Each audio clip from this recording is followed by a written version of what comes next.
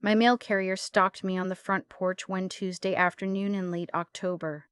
I had just come back from the pharmacy, my coat still buttoned up against the cold, and he was standing at the bottom of the steps with a small package and a look on his face that I didn't quite know how to read. "Mrs. Whitmore," he said. "He's known me for 11 years, ever since I moved to this house in Kanata after my husband passed. I don't want to overstep, but I feel like I should say something." I told him to go ahead. "Every Monday, while you're out, a man and a woman come to your back door. They let themselves in. They're usually gone before you get back." I stood there on the porch, in the October cold, and I didn't say a word for a long moment. I thanked him. I took the package. I went inside. And then I sat down at the kitchen table and I tried very hard not to fall apart. I should tell you about myself first, because context matters. My name is Lorraine. I'm 73 years old. I live alone in a 3-bedroom house in a quiet neighborhood in Ottawa that my husband Douglas and I bought together in 1987. Douglas died 8 years ago. A heart attack, very sudden, no warning. And since then, it has been just me, the house, the garden in summer, and a Monday morning routine that I built around keeping myself useful in the world. Every Monday, I volunteer at the Queensway Carleton Hospital, helping families in the waiting rooms find their way around, offering a calm presence when things feel chaotic. I've done it for 6 years. I leave at 8:30 in the morning, and I'm usually home by 2. My son, Neil, is 50 years old. He lives in Barrhaven, about 20 minutes away. He calls on Sundays, visits on holidays, and has always been what I would describe as dutiful rather than warm. That is not a criticism, it's just an honest description of the man he became. His wife, Tamara, I have never fully trusted, though I kept that to myself for a long time. She has a way of asking questions about the house, about my finances, about what I plan to do with things, that always left me feeling slightly inspected. But she was pleasant enough on the surface, and Neil loved her, and so I smiled and I let it go. Their son, my grandson Eli, is 17. He's the one who calls me just to talk.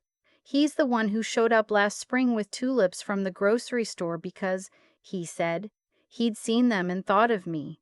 He is the best of what our family produced, and that's the truth. Now, back to that Tuesday afternoon in October. After I sat at the table for a while, I made myself a cup of tea. I went through the house room by room, the way you do when someone tells you something like that. I wasn't sure what I was looking for. Everything looked exactly as I'd left it. The furniture was in place, the shelves were undisturbed, the kitchen was tidy, nothing was obviously missing. But there was something. A small thing that I had noticed before and dismissed as my own carelessness. A carved wooden box that had sat on the third shelf of the bookcase in the front room. Douglas's grandfather had brought it from Scotland. It was worth nothing to anyone but me, had been moved. Not taken, just shifted slightly. I'd noticed it 2 weeks earlier and assumed I'd knocked it when dusting. I put it back and forgot about it. Now I walked to the bookcase and I stood in front of it and I thought about all the small things I had dismissed over the past few months. A drawer in the bedroom that was slightly open when I came home. A tin of shortbread from the top cupboard moved to a lower shelf. A folder in my filing cabinet that was not in the right order. I had told myself I was getting forgetful. I had genuinely believed that. I am not a person who cries easily. Douglas used to say I was the most practical woman he'd ever met, and he meant it as a compliment. But I sat down on the armchair in the front room that afternoon and I cried. Not because someone had been in my house, because for 4 months I had been quietly frightened of my own mind. I had started worrying about dementia. I had mentioned it to my doctor at my September appointment. Nothing specific, just that I felt I was misplacing things more than usual. She had given me a cognitive assessment and told me everything looked fine. I had nodded and tried to believe her. All that worry, and the truth was that someone had been inside my home. The next morning, I called my friend June, who lives 2 streets over and who has, over 30 years of friendship, become the person I trust most in the world. I told her what the mail carrier had said. I told her about the drawer and the folder and the Scottish box. She listened without interrupting, which is one of the things I love about her. "Do you know who it is?" she asked. I had a very strong feeling that I did, but I told her I wasn't certain yet and that I needed to be certain before I did anything. June said, "There's that little electronics shop on Hazelden. My nephew bought a camera there for his front step. Very simple, motion activated." I wrote down the name of the shop. That Friday I drove there, and a young man with a patient manner explained to me how a small indoor camera worked. It connected to my phone. It recorded to a memory card. It was about the size of a paperback novel. I paid $180. I brought it home, and I read the instructions 3 times, and I set it up myself, which I was quietly proud of. I placed it on the bookshelf in the front room, tucked behind a row of Douglas's old field guides to Canadian birds, with a clear sight line to the front hallway and the living room. I left it running on the following Monday morning when I drove to the hospital. I thought about it all day. I helped a woman from Nepean find the cardiac unit. I sat with an older man who didn't speak much English and was waiting for news about his wife.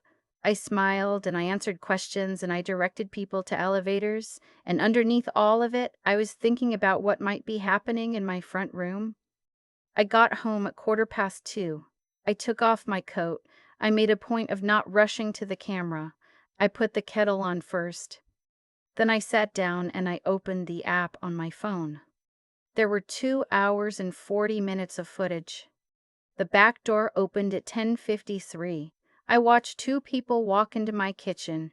The woman went directly to the hallway and then the bedroom. The man, my son, Neil, in the gray jacket he wears on weekends, went straight to the filing cabinet in the small room off the kitchen that I use as a study. I watched him open the drawer marked "Financial."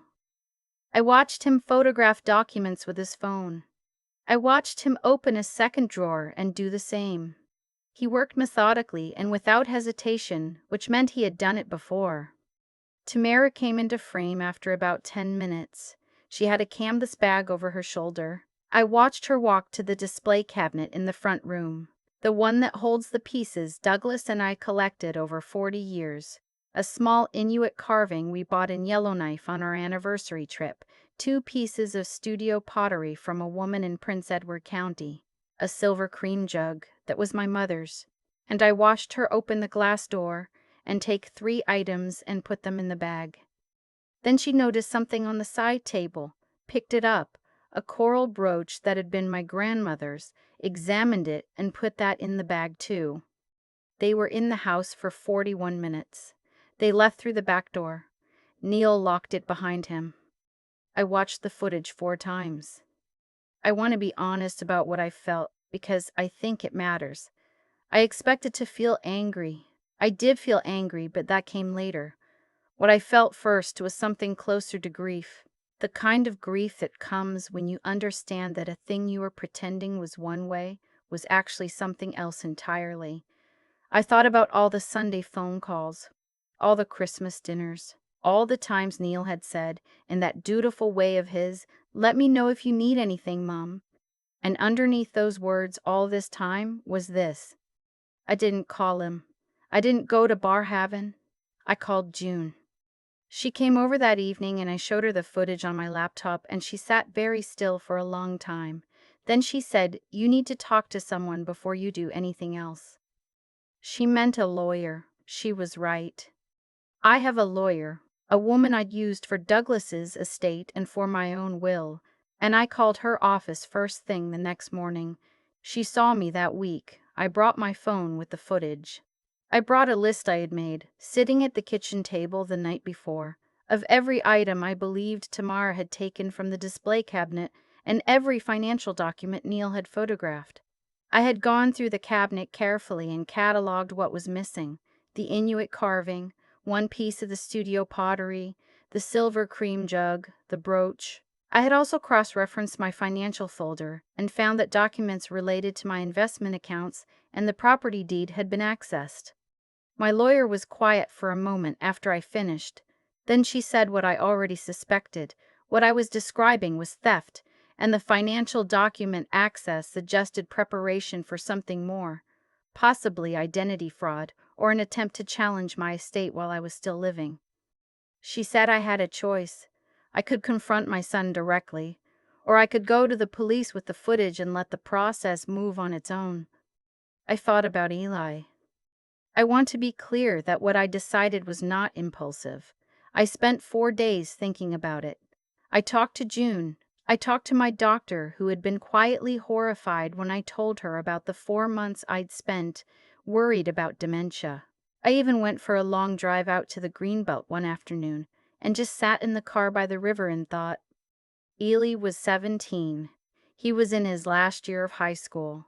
He was a good, kind person who had nothing to do with any of this. Whatever I did, I needed to consider what it would mean for him. But I also thought about myself. I thought about 4 months of believing I was losing my mind.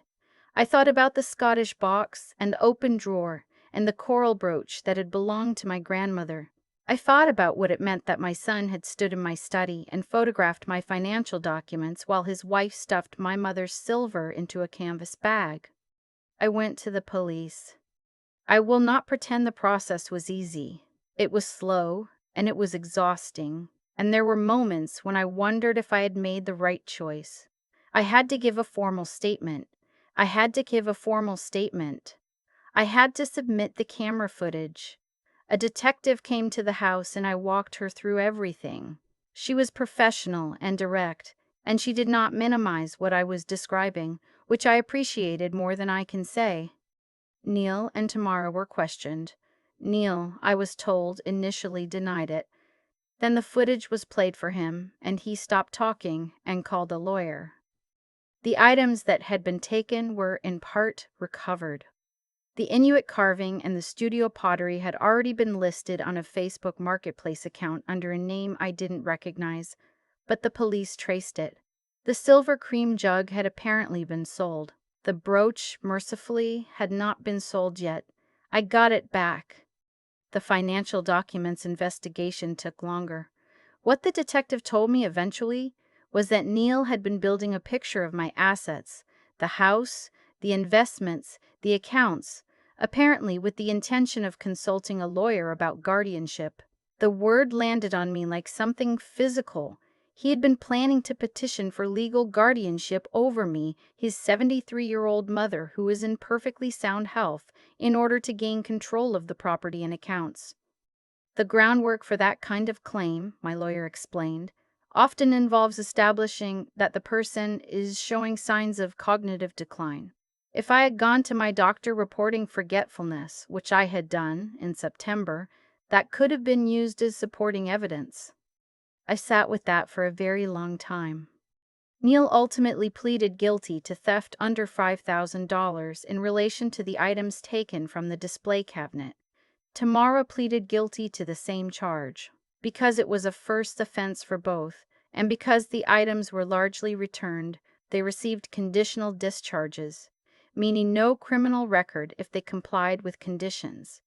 Restitution to me for the value of the cream jug that had been sold, 2 years of probation, and no contact with me. Some people, when I've told the story to those I trust, have said that was too lenient. Maybe it was, but the no contact condition was the part that mattered most to me. I didn't have to be afraid of them coming to my door anymore. I changed the locks. I changed my will. I called a locksmith and had a proper deadbolt put on the back door and a bar lock added to the side gate. I also kept the camera. The hardest part was telling Eli. He was still living at home with his parents in Barhaven when all of this happened. I didn't reach out to him directly during the legal process because I didn't think it was fair to put him in the middle of it. But about 2 months after everything was resolved, I got a text from him. Just Grandma. Can I come see you? He came on a Saturday afternoon. I made tea and the oatmeal cookies he's liked since he was small. He sat across from me at the kitchen table, and he looked like he hadn't slept properly in weeks, which I suspect he hadn't. He said, "I didn't know. I want you to know that I didn't know what they were doing." I believed him. I still believe him. He is not a child who could have held that secret without it showing, and nothing in his behavior over those months had suggested he was hiding anything from me. I told him I believed him. I told him that what happened was not his fault, and that my feelings for him had not changed by a single degree. I watched him exhale what felt like months of held breath. He asked if he could still visit. I said, "Every Saturday if you want." He has come most Saturdays since then. Sometimes he brings a friend. He helps me with things around the house that are getting harder for me to manage on my own.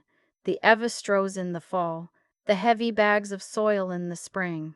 We have dinner together and we talk, really talk, in a way that Neil and I never quite managed. Last spring, Eli told me he'd applied to study social work at Carleton.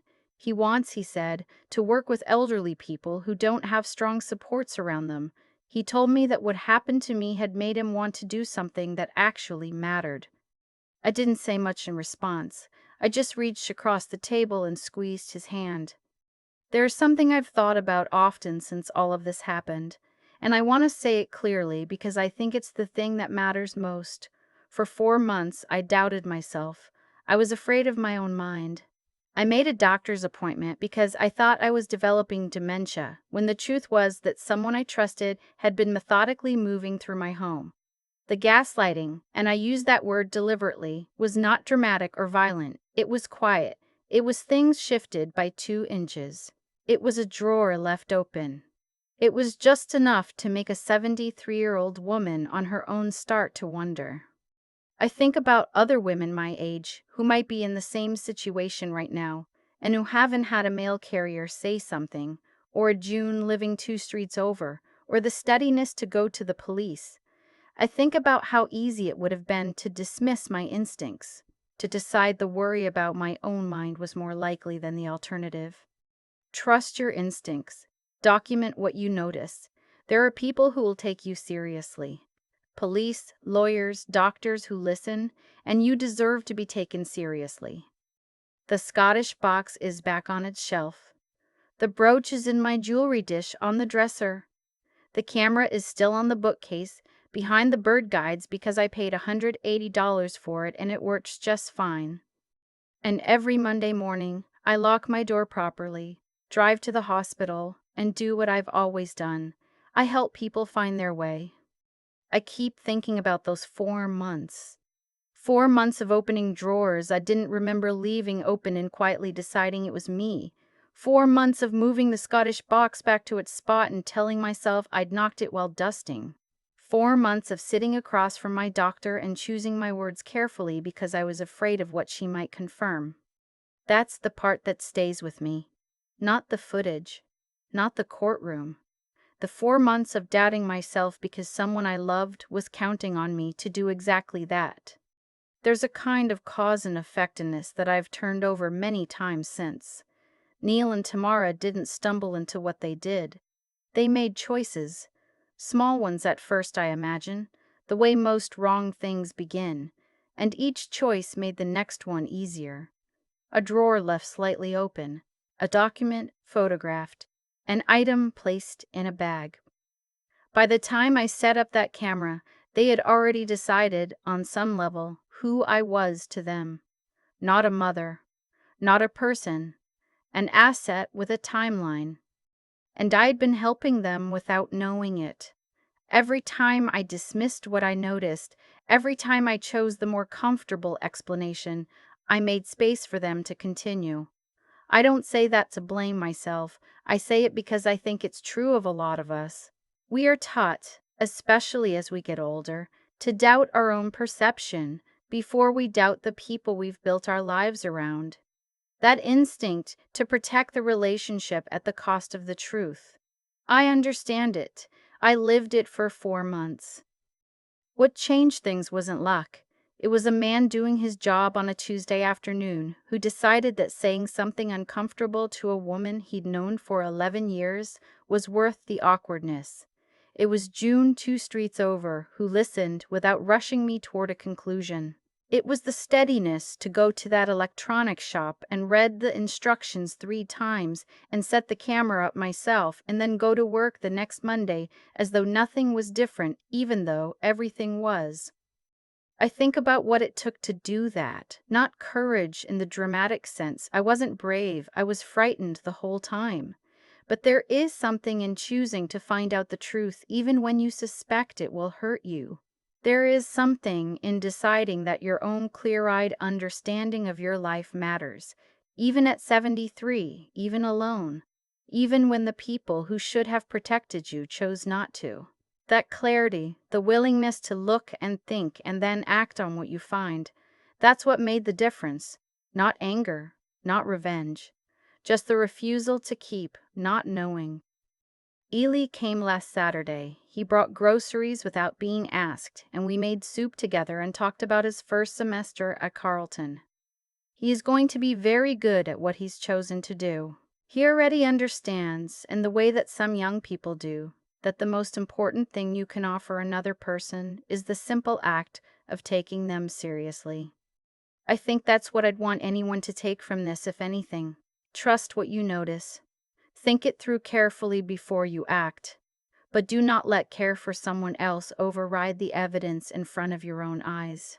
And when you've thought it through and you know what's true, find the steadiness to do something about it, even when it's hard, even when it costs you. The brooch is back in my jewelry dish. The camera is still on the shelf. I'm still here.